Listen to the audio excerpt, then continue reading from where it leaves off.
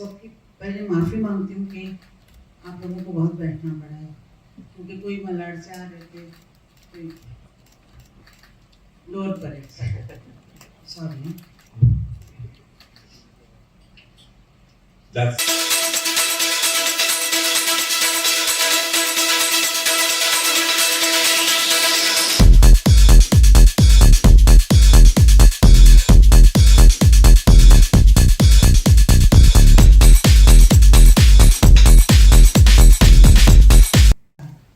उसके बाद वो बोलते हैं हमारा बर्थडे नहीं मनाना है कि हम बड़े हो गए, अभी डांस करने जाएंगे। तो मुझे बताइए कि 90 साल में कोई बर्थडे मनाता है? तो ये लोग मेरे पीछे पड़ गए हैं। मेरा एक बेटा है आनंद, मेरी जान है वो, और उसने जब कहा कि मैं तुम्हारा बर्थडे मनाना चाहता हूँ, ऐसा कुछ हुआ ही नहीं लाइफ में, दुनिया में, कि इतने उम्र तक कोई गाता है।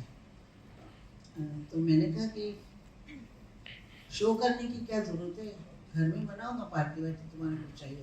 बोली नहीं, मैं दुनिया को दिखाना चाहता हूँ कि मेरी माँ कितने उम्र तक खड़े होकर 3 घंटे कैसे गाती है।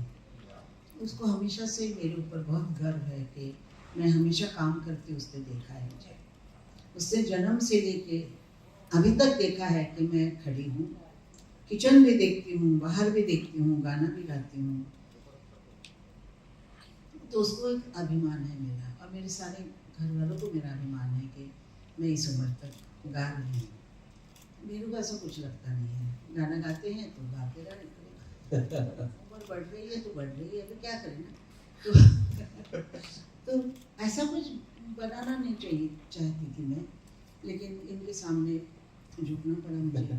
ये सुदेश जो है, ये 86 पे मेरा पहला शो बैंकॉक में इसने किया था। तब से वो कभी एज अ सिंगर नहीं गाया था, ऐसे बातें करता था, हंसा था लोगों को, लेकिन सिंगर करके। तो उसको मैंने जब सिंगर बनाया, मुझे लगा कि ये इसके पास है कला। तब से आज तक जब भी मैं बुलाती हूँ कि सुदेश तुमको आना है, तो कभी पूछता नहीं है कि क्यों आना है, क्या आना है, कहाँ आना है। आपको मैं एक बात बताती हूँ, कलकत्ते में एक बहुत बड़े दूर जगह पे एक शो था मेरा। उस शो में जो हमारे मेन आर्टिस्ट थे, वो तबीयत खराब होके बॉम्बे में एकदम मतलब आ नहीं पाए। तो मैंने रात को, आधी रात को सुदेश को फ़ोन किया, और मैंने इतना ही कहा कि तुमको कलकत्ते पहुंचना है कल सुबह, और उस जगह पे बाय कार आना है।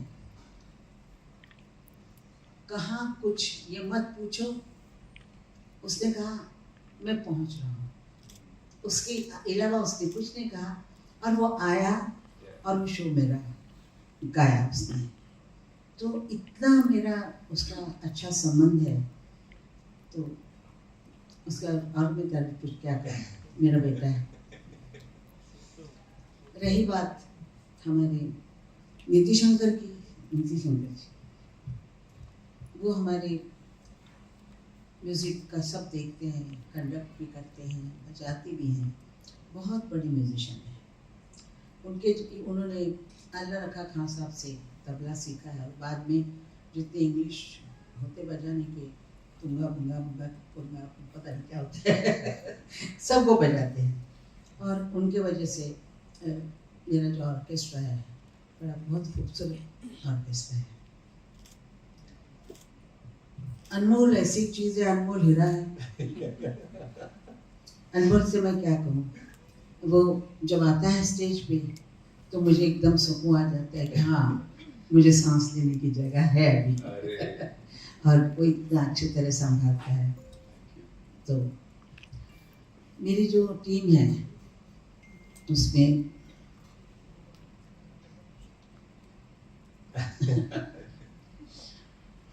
मैं क्या कहूँ, आप कहेंगे कि ये जो मेरे पास बैठा है, इसका नाम विशाल गारकोटे हैं।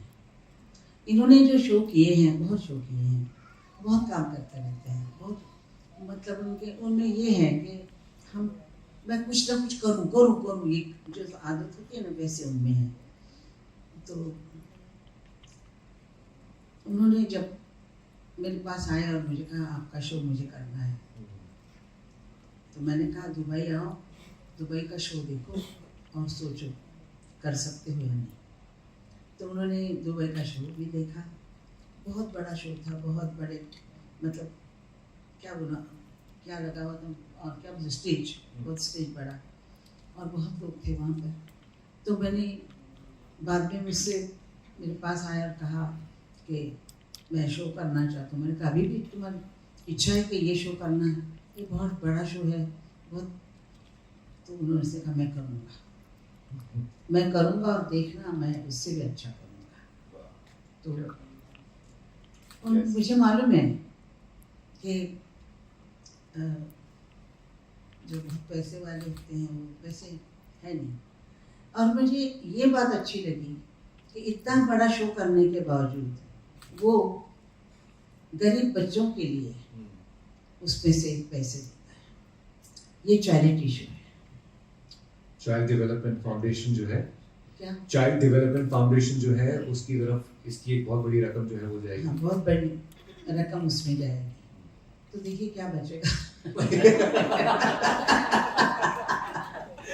हम बचने वाले बस। बच के रहना रे बाबा, बच के रहना।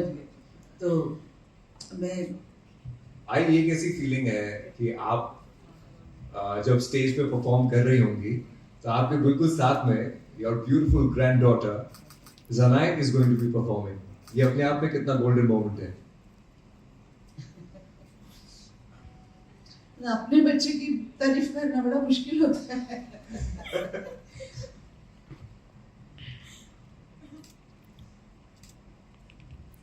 ज़नाए आप बताओ आपको कैसा फील हो रहा है। चलो लेट्स आस्क ज़नाए, क्योंकि देखिए मुझे एक ही बात बोलनी है कि जब से लक्ष्मी और मेरा उसका भाई पैदा हुए हैं, जुड़वा भाई बहन है ये लोग, वो अमेरिका में पढ़ता है और ये मेरे साथ मेरा दिमाग खाती रहती है।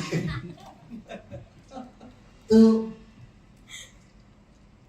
7 साल की उम्र से, उससे पहले उसने कथक डांस शुरू किया, फिर गाना मेरे साथ गाना बैठती थी। डांस पे बहुत ज़्यादा ध्यान था, एक्टिंग में बहुत ज़्यादा ध्यान था। तो हम बचपन से समझ गए थे कि बच्चे के पैर बोलते झूले में ही समझ आ जाते हैं। तो मुझे मालूम था कि ये आर्टिस्ट बनने वाली है और मैंने कभी उसको रोका नहीं कि तुम आर्टिस्ट मत बनो, फिल्म में मत जाओ, ये मत करो, कभी मैंने रोका नहीं। हमारे फैमिली में विश्वास नाम की चीज़ बहुत बड़ी है, क्योंकि मैं उस पर विश्वास करती हूँ, वो मुझ पर विश्वास करती है।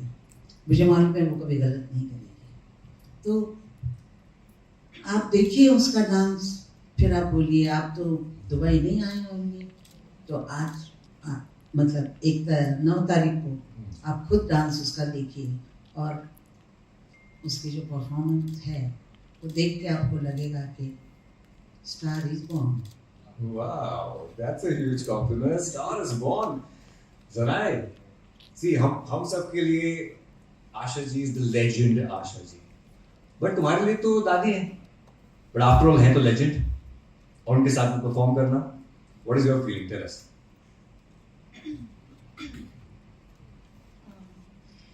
पहले तो यहाँ जो सब लोग आए हैं हमारे लिए नमस्कार, थैंक यू फॉर कमिंग। हमारे दोस्त मीडिया में, हमारी जनरल पब्लिक जो आई है, हमें इतना सारा प्यार देती है।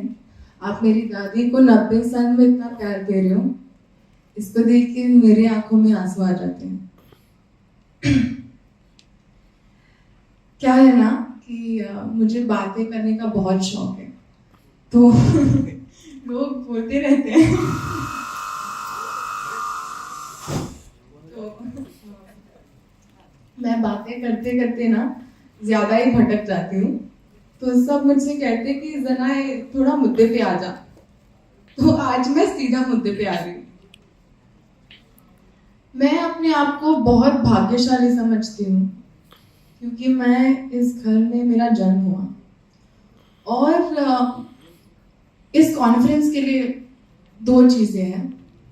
पहली बात ये है कि मैं एक ऐसे व्यक्ति के साथ परफॉर्म करने जा रही हूँ जो हिंदुस्तान की दिल धड़कन और आवाज़ है। मेरे लिए वो मेरी दादी है जो जब से मैं बहुत छोटी थी तब से मेरे लिए पूछती थी कि बेटा तू खाने में क्या खाएगी। जैसे आप सबकी दादियाँ प्रोबेबली पूछती थी आपको, बहुत खिलाने का शौक है ना दादियों को। तो मेरी दादी ने मेरे लिए सिर्फ खाना, ठीक है वो तो शौक था ही उनका, लेकिन उन्होंने हमेशा कहा कि बेटा तुम्हें जो करना है वो कर। और इसीलिए मैं अपने आप को भाग्यशाली समझती हूँ कि मैं मेरे 90 साल की दादी के साथ परफॉर्म करने जा रही हूँ। किसको ऐसा मौका मिलता है आप मुझे बताइए कि एक पोती और एक ग्रैंड मदर, दादी और पोती एक साथ 90 साल की उम्र में परफॉर्म कर रहे हैं। इससे बड़ी क्या कोई चीज हो सकती है? एक 90 एक 19 लिटरली आई थिंक सो मेरे लिए, मैं उनके लिए कर रही हूँ और हम सब जो यहाँ पे बैठे हैं वो उनके लिए कर रहे हैं। जो भी हम हैं वो आपके लिए हैं। सही बात है, बिल्कुल। Lastly I honestly would hope कि आप सब लोग आए, हमें देखें 9 मार्च को, और फिर आप डिसाइड कर लीजिए कि मैं कैसा डांस करती हूँ या कैसी आर्टिस्ट हूँ। एंड हमारी टीम है, Riya is sitting here, Riya you here. हमारी टीम है, शी इज माय कोरियोग्राफर, वह यहीं पे बैठी है। Can you come for 2 minutes on stage? अभी हाँ, आई थिंक मैंने इनका सर बहुत खाया है क्योंकि मैं उन्हें ना हर सुबह 7 बजे, please round of applause for Riya, she is my choreographer. आप सर खाती हो तो ऐसे लंबे बाल हो जाते हैं। एक्चुअली हम लोग का कंपटीशन था कि और लंबे बाल किसके, लेकिन ये जीत गई। तो मैं नहीं बताऊंगी, लेकिन मैं सिर्फ इतना बताऊंगी कि मैंने इनका सर खाया है 7 बजे सुबह, 3 बजे रात को। सबका सर खाती है। और सर खाने में भी प्यार होता है ना, ऐसे कहते हैं। तो 7 बजे सुबह, 3 बजे सुबह में इनका सर खाया है। And I think finally at the end of the show वो थक जाएंगे मुझे देख के। बट आई होप आप ही बता दो क्या बोलना है आपको दोनों। सबको नमस्ते एंड मैम सर, सबको नमस्ते। It's like a dream come true. So मैं ये कहना चाहती हूँ कि हम संतोष सर के टीम से हैं and I am assisting him. And जना जब से मिली है तब से वो रात के 1 बजे हो, 3 बजे हो, सुबह 7 बजे जैसे बोला है, रिया मेरा रिहर्सल कितने बजे है, रिया मुझे ये स्टेप नहीं आ रहा है, शी इज रिकॉर्डिंग उसके वीडियोस और मुझे भेज रही है कि मैंने इतना सा थोड़ा चेंज किया, ये चलेगा। तो उसका एक्साइटमेंट देख के एज एन आर्टिस्ट, मतलब बहुत आर्टिस्ट से हम काम किए हैं, बट इतना एक्साइटमेंट, हर एक स्टेप के बारे में डिटेल्स में जाना। एंड हम उस दिन वही डिस्कस कर रहे थे संतोष सर से भी that she is a star. I mean the way she performs और हर वक्त फुल आउट देती है। एंड आशा ताई वो तो मतलब आपके बारे में बोलते बोलते थकती नहीं है। हाँ वो बहुत बात करती है, मैं भी बहुत बात करती हूँ। वो शी लाइक उनका ये है, शी इज अ स्टार, उनका ये एंट्री होगा। सो हम महीने से हम इस पे वर्क कर रहे हैं। It's been such a great journey, बहुत मजा आ रहा है। एंड आप सब प्लीज आइएगा ये शो देखने, बिकॉज हम सब बहुत बहुत बहुत रात दिन मेहनत कर रहे हैं इस शो को बनाने में। And thank you for having me. Thank you so much. As she said, please आइएगा 9 मार्च को and watch her. She is the main artist. Yes. विशाल, हमने मुझे तो ये बोलना है कि 80 साल, मैं 10 साल की थी तब से पहला गाना गाया था। और मैं आप लोगों को धन्यवाद देती हूँ और आपके पेशेंस की तारीफ करती हूँ कि 80 साल तक मेरी आवाज़ आपने कैसे बर्दाश्त की। हाँ, मैं अभी बोलूँगी कि विशाल कहे कुछ। अच्छा विशाल, हमने एक बात की थी यहाँ पे आते वक्त कि we will have a few passes for all our friends from the media. तो हमने, क्या आप सबने अपने कार्ड्स किसी एक फिश बोल में डाले? नहीं, ऐसा कुछ नहीं किया? कार्ड बने नहीं हुए। Okay, so we will have a lucky draw at the end of this, क्योंकि हम कुछ पासेस जो है वो आपको भी देने वाले हैं for the 9th of March. और जनाई ने एक बहुत अच्छी बात कही यहाँ पे बीच में कि हम सब ने जब भी आई कॉन्सर्ट्स करती हैं तो हम हक के साथ अपनी जगह बना लेते हैं, ये तो मैं ही करूंगा, यहाँ पर तो मैं ही रहूंगा। और मैं तो बड़ी बोल चुका हूँ आई कि मेरी आखिरी सांस तक आपका कॉन्सर्ट मैं ही होस्ट करने वाला हूँ। जब तक मैं जिंदा हूँ आपके साथ स्टेज पे खड़ा हूँ, इसमें कुछ मतलब मैं किसी को आने नहीं दूंगा, ये गारंटी। और हम सब इसी जज्बे के साथ ही यहाँ पे एकत्रित होते हैं। सुरेश जी, आपने इतने कॉन्सर्ट्स किए हैं, आपने इतने आर्टिस्ट के साथ परफॉर्म किया है, ये बताइए कि जब आप आशा जी के साथ स्टेज पे होते हैं तो क्या डिफरेंट होता है, क्या कुछ अलग है, कुछ प्लानिंग में या स्टेज की वाइब में, वो शेयर कीजिए।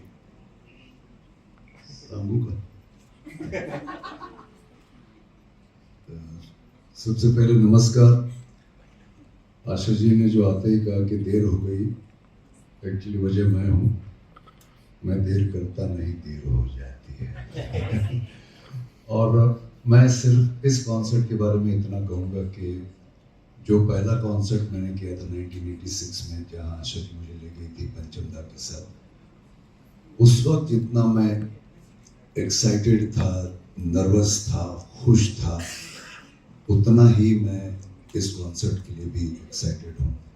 और जैसे अनमोल जी आपने बोला कि आशा जी के साथ क्या डिफरेंस है, आशा जी, सबसे पहली बड़ी बात तो ये है कि आशा जी को ये सवाल मैं हमेशा करता हूँ कि आई तुमच्याकडे एवढे मोठे मोठे क्लासिकल शिकलेले गायक आहे, तुम्ही मला का नहीं था? जब मुझे आज भी सारे गा में पता नहीं से समझ में नहीं आता, तो मुझे सिर्फ देखी और मुस्कुराई, कुछ बोली नहीं। तो मैं आशा जी के बारे में ये बताऊंगा कि पहले जब मैंने स्टेज पे गाना शुरू किया था तो लोग बोलते थे, मेरे ही कुछ सीनियर्स, अरे तो मिमिक्री आर्टिस्ट, ये तो कॉमेडियन है, इससे क्यों गवा रहे हो? लेकिन जिस दिन मैंने पहला शो किया आपके साथ, उस दिन से मुझे इंडस्ट्री गायक मानने लगी। ये बहुत बड़ी चीज़ है मेरे लिए। और आशा जी ने मुझे सामने बैठ के कभी गाना नहीं सिखाया, लेकिन जब भी मैं वहाँ जाता हूँ उनके घर पे, या हम लोग एक एक डेढ़ घंटे फ़ोन पे बात करते हैं, तो उनका एक एक शब्द, एक एक वाक्य जो होता है वो जिंदगी भर का लेसन होता है मेरे लिए। वो अपने एक्सपीरियंसेस शेयर करती हैं। और सबसे पहले जब मैं पहला शो किया तो हमको तो आदत नहीं थी, मतलब पैंट शर्ट पहन लिया वही बहुत बड़ी बात थी। तो मैंने एक नया टी शर्ट खरीद लिया कि आशा भोसले के साथ शो कर रहा हूँ। तो वो आई शो के बाद मुझे बोलती, का है बालकृष्ण सा के कपड़े घाते। और उन्होंने अपनी बहू और उनके भाई को मुझे भेजा ताज होटल में, बर्लिंगटन्स करके एक स्टोर है, उसमें अपने खर्चे से मुझे 2 सूट सिलवाए। बोले आतापासून तू हे कपड़े घालना। शायद उनको याद भी नहीं होगा। और उसके बाद जैसे गाना है, ओ मेरी रानी समझ गया मैं वही पुराना तेरा बहाना। तो मैं अभी आशा भोसले के साथ तेरा बहाना देर से आना, और ये अरे पागल है क्या, नाच, मेरे हाथ पकड़, मेरा पदर ओढ़। और उन्होंने मुझे कॉमेडियन से सिंगर, सिंगर से परफॉर्मर आशा जी ने मुझे बताया, मी कशी नाचते, मी कशी गाते, ऍक्टिंग कर, काय करतोय हे।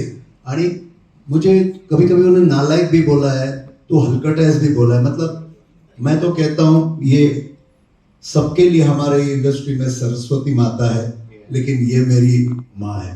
क्योंकि मैं आज जो भी मुझे जो इज्जत मिल रही है, मैं एक छोटी सी बात कहूँगा, मैं बेशर्म होके, जब जिस ऑर्केस्ट्रा में उन्होंने मुझे देखा था मेलोडी मेकर्स में, वहाँ मुझे पर नाइट 60 रुपए मिलते थे हर शो के। आशा जी के साथ शो करते ही, अच्छा मैं अंदर की बात बोलता हूँ, शो किया, मेरा रिस्पॉन्स वगैरह बहुत अच्छा मिला, मुझे तालियां बजी, मैंने सुन मेरे बंधु रे गाया, तो पंचमदा दौड़ के आए विंग्स में से, मुझे गले लगा के, उनके आंखों से आंसू बह रहे थे। रिस्पॉन्स अच्छा मिला। उसके बाद ये आप लोग सब जान सकते मेरे जज्बात, अगर जो आप मिडिल क्लास होंगे तो जैसे ही मैं मेरी एंट्री खत्म करके आया, आपको भी नहीं मालूम, आनंद भोसले आए, खूब छान केलस और उन्होंने जरा हाथ दे, मेरे हाथ में एक कुछ तो पुरचुंडी रखी, पुरचुंडी मतलब एक, और मैंने देखा कि इसमें नोट है इसमें, तो मैं सीधा भाग गया बाथरूम। अरे जो है वो है, और मैंने गिने ठक ठक ठक ठक, 60 रुपए दिमाग में थे, डायरेक्ट 6000, और वो 6000 के कब 6 लाख हुए और बढ़ गए मालूम है। And credit goes to Asha ji.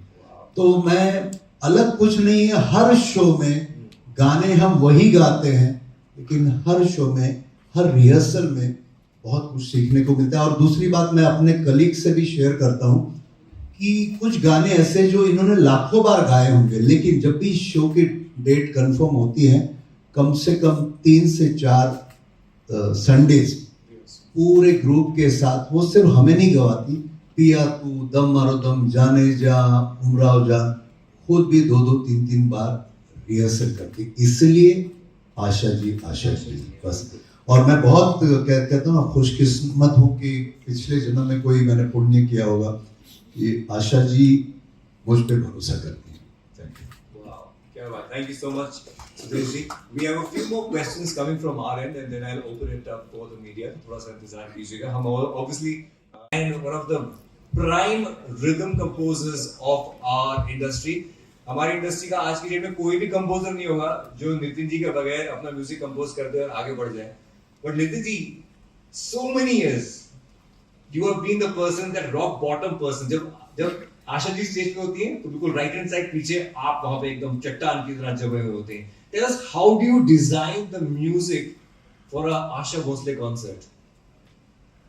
सबसे पहले तो मैं आपको सबको बहुत विनम्र नमस्कार करूँगा, और यहाँ मुझे बैठने का जो मौका मिला है आशा जी के साथ, मेरा बहुत बड़ा सौभाग्य है कि आज इस मंच पे मैं बैठा। और आपने जैसे पूछा कि मैं आशा जी के राइट में जब स्टेज पर रहता हूँ तो आप कैसा फील करते हैं, तो उस वक्त मैं एक शेर जैसा फील करता हूँ, क्योंकि ये वो माता है जो इस शेर पे सवारी करती है।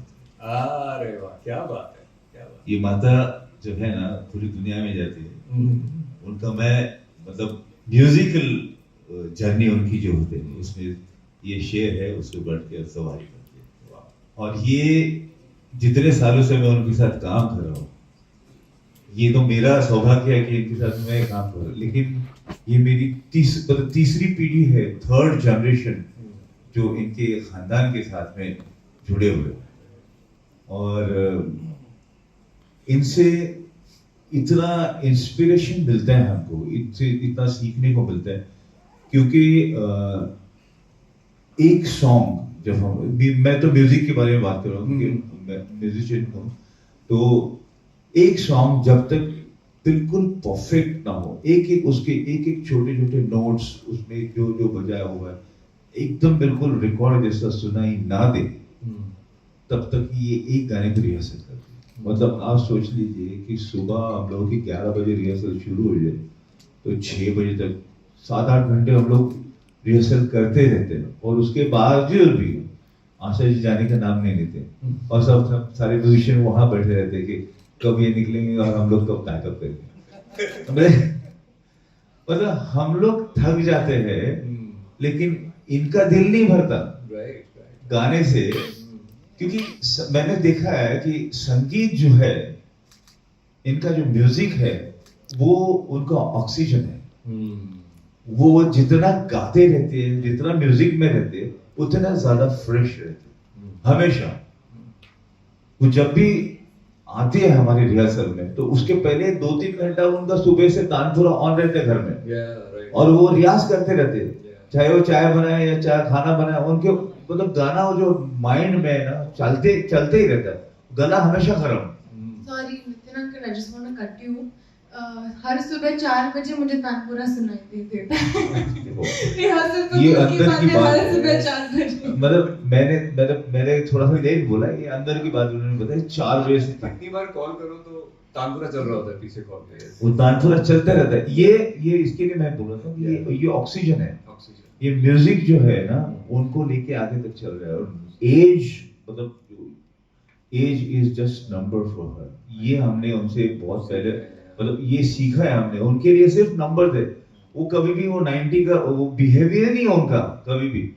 वो जब भी स्टेज मतलब हम लोगों के पास आती है ना तो एकदम ऐसा लगता है कि अपने एज की कोई मतलब लेडी अपने साथ में बैठी हो। यंगर यंगर है मतलब मुझे High याद है, age. एक बार हम स्टेज पे थे, आशा जी ने मुझको बोला मैं तो विंटेज हूँ। मैं कहा विंटेज नहीं है, आप रोमांटिक है।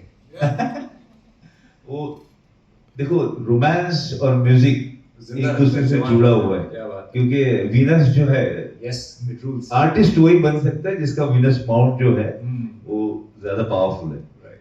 वही और आर्टिस्ट होता है। तो रोमांस जो है ना वो म्यूजिक के साथ अपने आप में फ्री, एक के साथ एक फ्री आ जाता है। तो आशा जी से हम लोग ने इतना सीखा हुआ है और म्यूजिक के बारे में इतना परफेक्शनिस्ट कि उनको वो चाहिए रिकॉर्ड। हम लोगों को वो म्यूजिशियंस के नाम भी गिनवा दे। ये केरसी ने बजाया था, ये तेरा लड़का ऐसा नहीं, केरसी ऐसा नहीं बजा रहे। बोला केरसी बाबा कहाँ थे, ये मनोनीत बजाया है, तेरा लड़का वो मनोनीत ऐसा नहीं। वो जो दिग्गज लोग होके गए अभी मतलब इन लोगों ने जो हिस्ट्री क्रिएट की है वो म्यूजिक जो है का इसी के ऊपर हम कितने म्यूजिशियन इंडिया के इनके गानों पे जी रहे हैं, उनके घर चल रहे हैं। सही बात है, बिल्कुल। रेडियो स्टेशन देखिए आप ऑन कीजिए तो इन्हीं के गाने सुनाई देते हैं। यही लोग जो है उन्हीं के गाने सुनाते हैं। वो म्यूजिक जो है गोल्डन एरा का।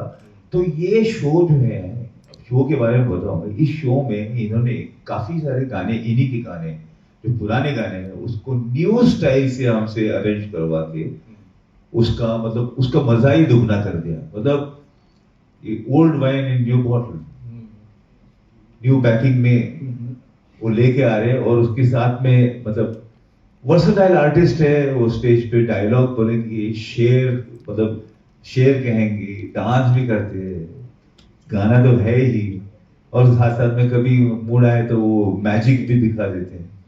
तो वर्सेटाइल आर्टिस्ट है, उनको कोई भी चीज मतलब नहीं आती ऐसा नहीं है। क्योंकि काफी बार मैंने देखा है, मैंने लिरिसिस्ट को काफी सारे लाइंस वो खुद देते, इसको ऐसा मत करो, ये लिख दो। तो ये लिरिसिस्ट भी हुए। कंपोजर तो है ही, क्योंकि मैंने खुद ही उनके गाने अरेंज किए हुए एज ए कंपोजर। उन्होंने श्री श्री रविशंकर जी के लिए भी एक एल्बम किया था, उन्होंने कंपोज किया था, मैंने अरेंज किया था। ये मेरा सौभाग्य।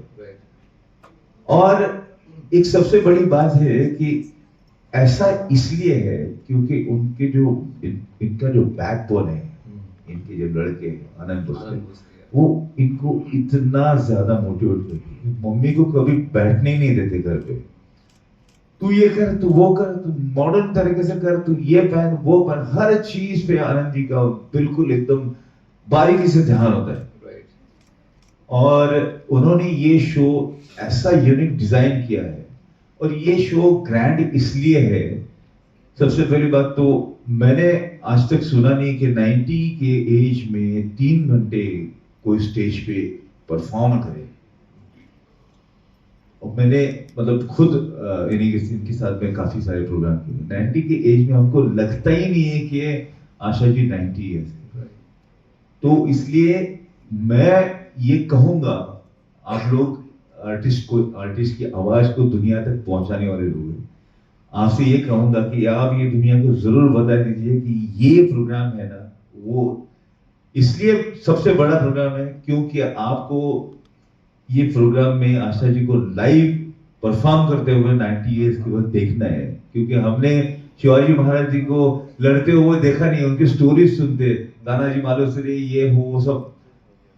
लेकिन हम लोग आशा जी के साथ में मतलब इस एरा में हम लोग है जिंदा। तो इनको देखिए, ये हिस्ट्री में आप बोलते रहेंगे कि मैंने इतिहास अपनी आंखों के सामने देखा है, मैंने देखा हुआ है।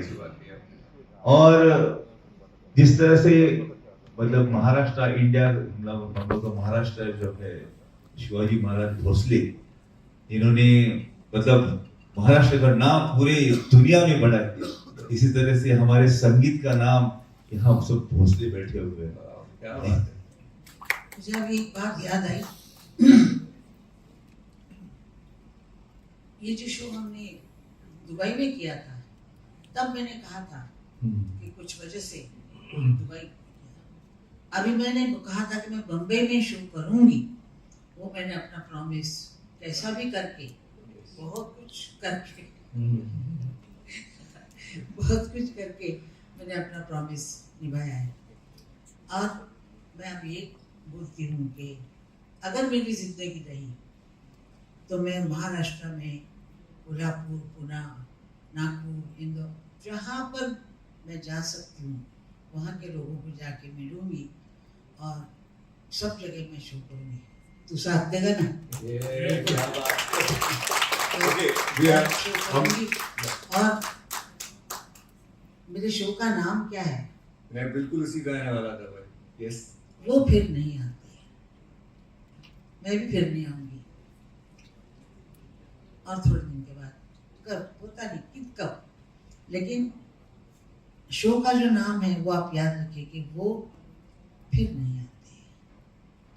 तो आप जब तक जो कोई है उसको देख लीजिएगा, ताकि आप कह सकेंगे कि हमने, अभी आप बोलते कि हमने किशोर को नहीं देखा, किसको नहीं देखा, मंडानी को नहीं देखा, ये करते हैं। तो ऐसा नहीं होना चाहिए। आप कहने चाहिए हमने आशा भोसले को देखा था। यार क्या बात है। दोस्त, होठों पे सच्चाई रहती है जहाँ दिल में सफाई रहती है। हम उस देश के वासी हैं जिस देश में आशा भोसले रहती हैं। और ये कॉन्सर्ट सिर्फ कॉन्सर्ट नहीं है, देश के मान सम्मान के लिए है। पूरी दुनिया में आप लोग डंका पीटिए कि 90 साल की उम्र में एक आर्टिस्ट जो परफॉर्म किया तो वो हिंदुस्तान की मिट्टी से जन्मी आशा भोसले ही है। एक अभी मुझे खबर आई कि जो हमने लकी ड्रॉ आपके लिए अनाउंस किया था उसको कैंसिल कर दिया गया है। सबको पासेस दिए जाएंगे। आप सबके नंबर्स हैं हमारे पास में। You all are going to get the passes for Asha at 90। आप लोग, एवरीबॉडी इज इनवाइटेड। आप लोग कुछ पूछना चाहेंगे? यस, अब हमारे सवाल आपकी तरफ। बिल्कुल। All right? इधर पीछे पीछे। अच्छा, चैतन्य जी आपके पास आता हूँ मैं। नेक्स्ट सीनियर सर, बिल्कुल। क्या कुर्सी खेल रहे हैं? प्रणाम आशा जी, मैं चैतन्य बोल रहा हूँ। आपसे बहुत बार मैं मिल चुका हूँ। जो मैं देख चुकी हूँ आपको बहुत बार। अच्छा, बम्बई का, दुबई और मुंबई, तो वहाँ जो आपने शो किया था उसमें बहुत बढ़िया शोमैनशिप था। तो ये जो बॉम्बे में 9 मार्च को हो रहा है, इसमें शोमैनशिप के हिसाब से क्या ऑडियंस को देखने मिलेगी और सुनने मिलेगी, वो आप थोड़ा बता सकते हैं? मैं ये कहूँगी कि आपको कहीं जाने का टाइम नहीं मिलेगा, पानी पीने के लिए नहीं मिलेगा। शो जब चालू होगा तो मैं आपको बताती नहीं हूँ, क्योंकि बता दूंगी तो उसका मज़ा चला जाएगा। लेकिन मैं कम से कम 26 गाने गाती हूँ इस एज में।